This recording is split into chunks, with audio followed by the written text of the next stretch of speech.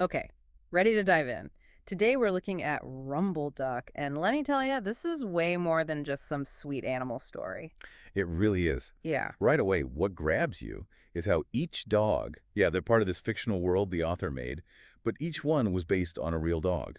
From the author's life, even. That's so cool. Like these dogs, they weren't just thought up out of thin air, you know? They had real lives, real quirks, and that actually like went into the story. And get this, the author's daughter. She's the one who did all the illustrations. That's awesome. Yeah, talk about a family affair. But before we get too far ahead of ourselves, can you set the scene for us? Who's Irie and what's this world he lives in all about? Sure. Irie, he's our main guy. Big old goofball border collie and German shepherd mix. Just all that puppy energy, you know. Mm-hmm. He's the newest dog at this lake house, and I mean, like anyone in a new place, he's a little unsure, especially about the lake itself. Kind of ironic if the lake's going to be such a big part of things. Right. You'd think he'd be all over it. So, new dog, not so sure about the water, what happens next. There's got to be someone, like a mentor, to show him how things work. You bet. That's where Muskie comes in. He's a muskrat. Oh, I love muskrats. Yeah, they're pretty great. So Muskie, he becomes Irie's guide. And not just to the lake, literally, but to like the history of the place, all the traditions. I gotta say, Muskie's already my favorite, especially because he seems like the key to figuring out this whole guardian thing the book keeps hinting at. He is. See, in this world, the dogs, they're not just pets, they're guardians, protectors of the lake and everything that lives in it. But get this, Muskie's been around long enough to see a bunch of these dogs come and go, so he's the one with all the memories, the living history of this whole guardian legacy, passing it down, all that wisdom. So he's like the historian of like, Exactly. Like, imagine if you had that. oh, Someone who no. could tell you stories about protectors from, like, generations ago. What would that even be like? That's a really good question. And it makes me wonder what kind of dogs even become guardians. Is it certain breeds or any dog that lives by the lake? What's the deal? That's where it gets interesting. It's not about breed, really. It's about their character, Hmm. their connection to the lake, how well they can keep things in balance. Like take Chewbacca.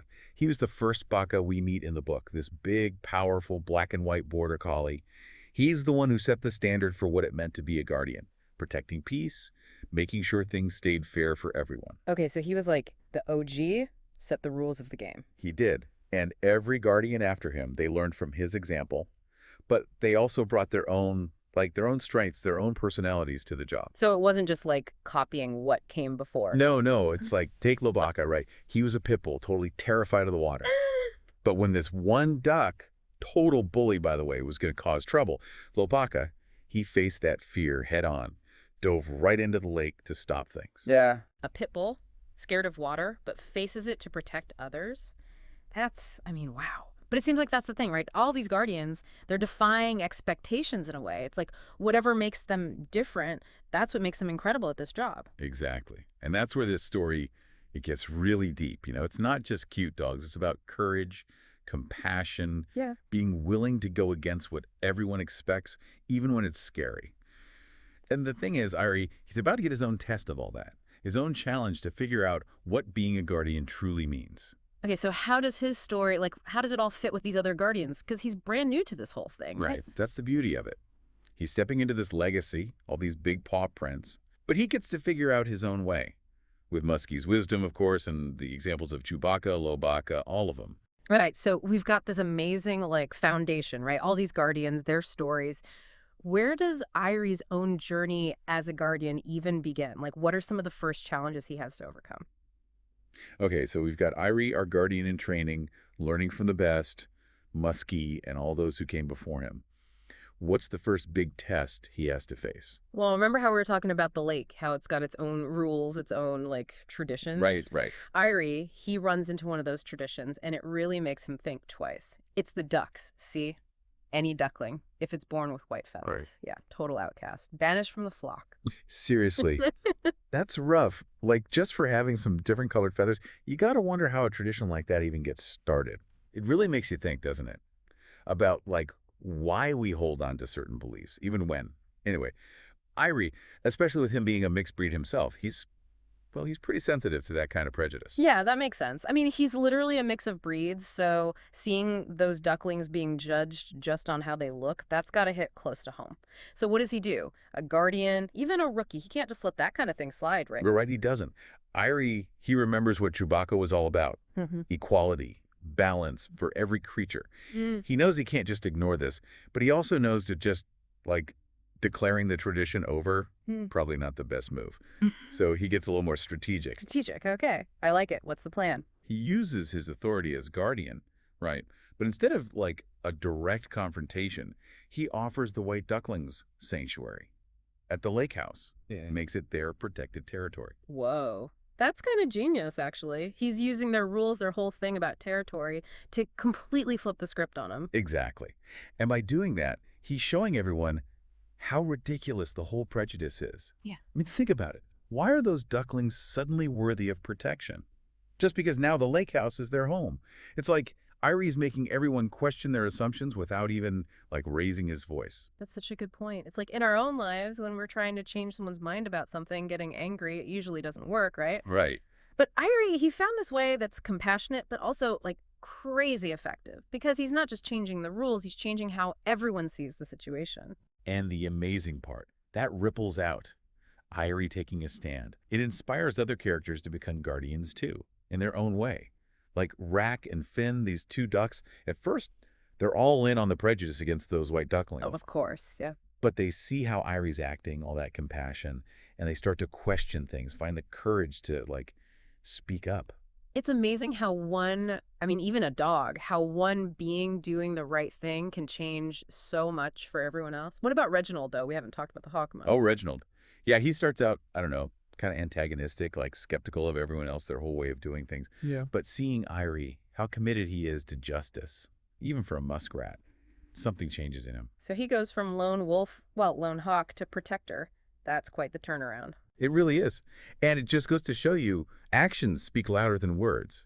You know, Irie, he doesn't force anyone to change, he inspires it. He's showing everyone that being a guardian, it's bigger than just physical protection. It's about doing what's right, even when it's hard. That's powerful stuff. It makes you think about what kind of impact we have on the people around us, right? Maybe we're not all guardians of a lake, but we can still choose to be guardians of, I don't know, our values, our communities. Absolutely. But we are talking about RumbleDuck here, and something tells me there are going to be some tougher moments coming up. What happens when Irie has to deal with loss? We've talked about Irie's challenges and how he's changing things, but like you said, this is RumbleDuck. Things can't always be easy, right? What happens when Irie has to face losing someone? You're right, those tough moments, they're part of life. Yeah. And Muskie, after a long, good life, he reaches the end. Man, I was afraid of that. It's hard to imagine Irie without Muskie, especially so early in his, guardian journey. It's tough, yeah. Yeah. And it's a big moment in the story. Irie, even though he's still pretty young himself, he does what he needs to do. Honors Muskie, remembers everything Muskie taught him. The traditions, all that wisdom. It's almost like Muskie prepared him for it, in a way. I was just thinking that. Remember how Muskie was always talking about legacy? Passing down the knowledge of the Guardians? That idea, it means even more now, with Irie saying goodbye. And then that's when the new muskrat shows up. Right? It's like the lake itself is making sure that this whole guardian thing, it just keeps going. Yeah. Exactly. New generation, fresh start. And this new muskrat, he's got his own whole thing going on, personality-wise. But he's a sign of hope, of things continuing. Yeah. Like even with loss, even when things are sad, life finds a way to keep moving, to start over. I love that Irie names him Muskbaka Huckleberry Havencourt. It's a lot, but I kind of love it. What do you think about that name? It's perfect. I mean it. Because every part of it, it's telling a story. Honoring what came before, but also looking ahead. Muskabaka, for the muskrat who came before. Huckleberry, that's Irie's own journey in there. And then Havencourt, tying it all back to this special place, this haven, this place of peace and understanding. It's like he took all these pieces, these reminders, and used them to make something totally new, but still meaningful. This has been great. But honestly, hearing all of this, it makes me think about that question you asked earlier. Which one? About what if we all thought of ourselves as guardians? Oh, yeah. It's Yeah. really got me thinking. That's the whole point, really. RumbleDuck, it's not just a cute story. It's asking us to look around at our own lives, our communities, even our families, and think, what needs protecting? What's something I can stand up for? What can I do, even if it's small, to make a difference? That's what makes the book so powerful. It reminds you that we're all part of something bigger. And what we do matters. It really does. It does. If a dog who's scared of water can be brave for others, if a hawk can learn from a muskrat, then we can too. We can all be a little kinder, challenge our own ideas, leave things a little better than how we found them. Man, that's a beautiful thought. So, to everyone listening, next time you're feeling small, like your actions don't really change anything, remember Irie, remember Muskie, all of them. And ask yourself, what's your Havencourt? Where can you be a guardian? Where can you make things better? Even just a little bit.